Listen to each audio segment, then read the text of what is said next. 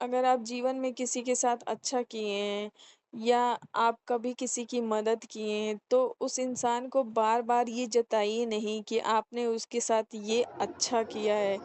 यकीन मानिए इससे कुछ भी नहीं होगा, बस होगा ये कि आपके काम की वैल्यू तो कम हो ही जाएगी, उससे ज़्यादा कम हो जाएगी आपकी वैल्यू।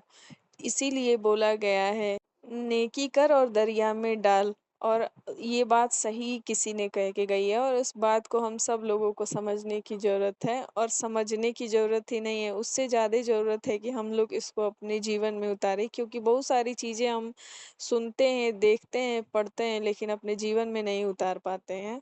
तो हेलो एवरीवन, कैसे हैं आप लोग? मैं अच्छी हूँ और आशा करती हूँ कि आप भी अच्छे होंगे। और आज मैं आपको शेयर करने वाली हूँ अपनी मॉर्निंग की कुछ रूटीन्स।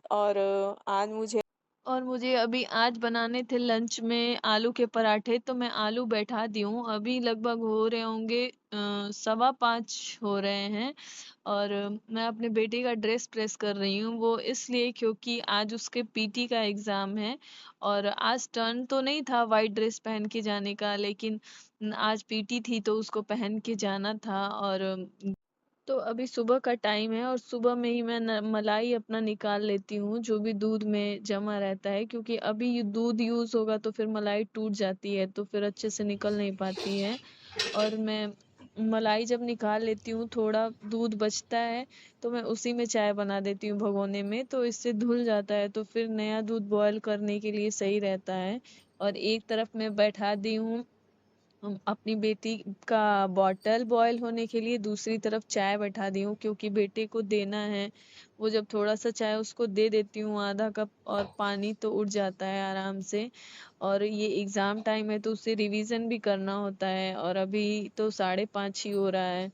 और जब तक मेरा चाय बन रहा है तब तक मैं आलू जो मैं बॉयल की थी उसको छील के और रख लूँगी। और जितना प्रिपरेशन हो पाएगा चाय बनने से पहले उतना कर लूँगी, क्योंकि गैस का फ्लेम लो है, धीरे-धीरे चाय बन रही है और मेरा हाथ जल्दी-जल्दी चल रहा है।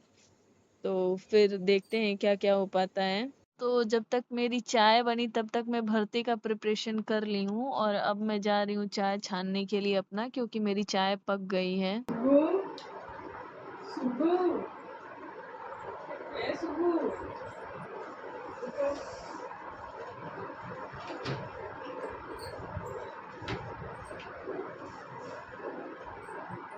चाय पीने के बाद फिर से मैं आ गई हूँ किचन में, और किचन में मुझे आलू को फ्राई करना था। तो आलू को फ्राई करने के लिए मैंने कढ़ाई में तेल डाला है और उसमें लहसुन, मिर्चा और अदरक और प्याज डाल के फ्राई किया है, और चोखे में मैंने थोड़ा-सा अजवाइन डाला था, नमक डाला था, और इन सबको भून लेना है। इससे जो पराठा है बहुत टेस्टी बनता है। और जब आलू थोड़ा ठंडा हो गया तो मैंने पराठे को सेक लिया, जितने भी मुझे 3 पराठे सेकने थे बस। तो इसलिए मैंने पराठे को सेक दिया, क्योंकि 2 वो लेके जाएगा और 1 हो सकता है या आधी खा के जाता है, तो मैं उसी हिसाब से 3 ही पराठा बनाई थी और मेरा नाश्ता रेडी था। तो अभी मैं अपने बेटे को तैयार करने के लिए रूम में आ गई हूँ, क्योंकि इनको तैयार करना पड़ता है, ये बटन नहीं बंद कर पाते हैं अपने कॉलर का। तो फिर इनको तैयार करना ज़रूरी समझ लीजिए या मजबूरी समझ लीजिए। और फिर इनको तैयार करने के बाद इन्हीं को तैयार करना है, जब तक कि ये घर से चले ना जाएँ, स्कूल के लिए निकल ना जाएँ, क्योंकि जब तक ये रहेंगे तब तक अपने में लपेटे रहते हैं।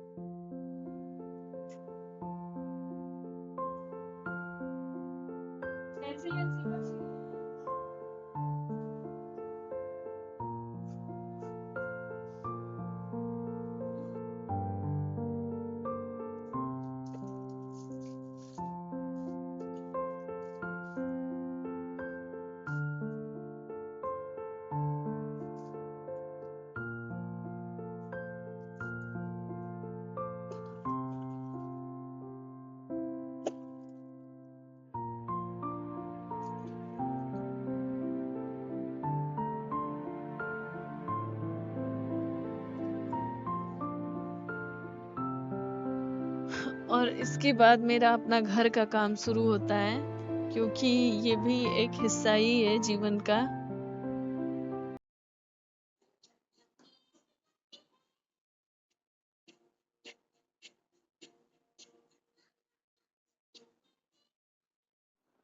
अब इस टाइम पे मैं आ गई हूँ अपने कमरे में, नहा के हम दोनों माँ बेटी नहा के आ गए हैं। और इस टाइम पे मैं अपने बेटी को लगाती हूँ नारियल का तेल और कपूर, क्योंकि बरसात में इसको दिक्कत हो गई थी बहुत ज़्यादा, वो फुंसी उनसी निकल रही थी चकत्ते टाइप के। और ये मेरा आजमाया हुआ मतलब नुस्खा है, क्योंकि मेरे बेटे को भी हो जाता था पहले, तो मैं यही लगा के सही करती थी। और तो इस वजह से अगर आप लोगों के यहाँ भी कोई ऐसी दिक्कत हो तो आप लोग लगाइए, बहुत फ़ायदा मिलता है। बरसात के दिनों में अक्सर बच्चों को फोड़े फुंसी हो जाते हैं। तो इतना सारा कुछ करने के बाद अब आती है मेरे नाश्ते की बारी, और अपने नाश्ते में मैं बनाई थी देसी बर्गर बोल सकते हैं आप इसको, क्योंकि बची थी रात की रोटियां, और आलू का पराठा बनाया था, उसका था आलू। मैंने रोटियों पे आलू लगाया, केचप लगाया, मेयोनीज़ लगाया और थोड़ा सा ऑर्गेनो, और फिर दोनों तरफ से रोटी लगा के फिर तवे पे डाल के रिफ़ाइन लगा के मैंने अच्छे से सेक लिया। और फिर सेकने के बाद मैं इसको कट कर दी। कट करने के बाद ये बन गया बिल्कुल परफेक्ट देसी बर्गर।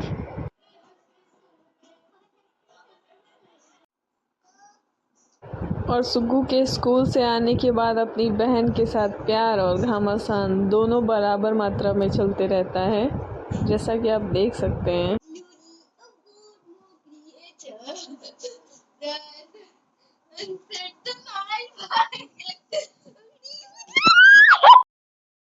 बहुत दिन से मैं सोच रही थी अपने चूड़ियों को देखने के लिए और कंगन को, वो इसलिए क्योंकि चूड़ियाँ और जो भी कंगन होते हैं या बहुत सारे घर में ऐसे सामान होते हैं जो नहीं देखने से इंसान भूल जाता है कि है कि नहीं, मतलब कुछ पता नहीं होता है। तो एक बार सही कर लो आप तो पता चल जाता है। और अभी फेस्टिवल का मौसम है तो मुझे चूड़ियाँ लेनी भी पड़ेंगी, तो मैं इसी बहाने चेक भी कर लूँगी। जो चीज़ें होंगी उनको फालतू ले आने का कोई मतलब नहीं होता है, चीज़ों को इकट्ठा करने का। तो इसी वजह से आज मैं इसको चेक कर रही थी कि क्या है क्या नहीं। तो मैं आप लोगों को दिखाऊंगी, अपने कुछ चूड़ियाँ मेरी यहाँ पे हैं तो उसको दिखाऊंगी जो भी यहाँ पे हैं मेरे पास।